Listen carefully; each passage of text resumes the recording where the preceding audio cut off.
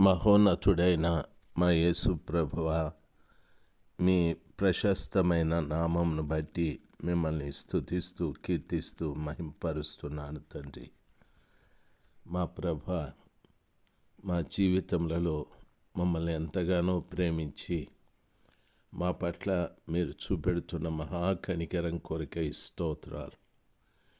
మీ ఆదరణ, మీ యొక్క కనికరము, మీ యొక్క ధైర్యము నాయన మాకు అనుగ్రహిస్తూ ఈ సమాజంలో ఎన్నో పర్యాయాలు ప్రభా మమ్మల్ని బలపరుస్తూ నడిపిస్తూ ఉన్నారు తండ్రి. అందుకై స్తోత్రాలు.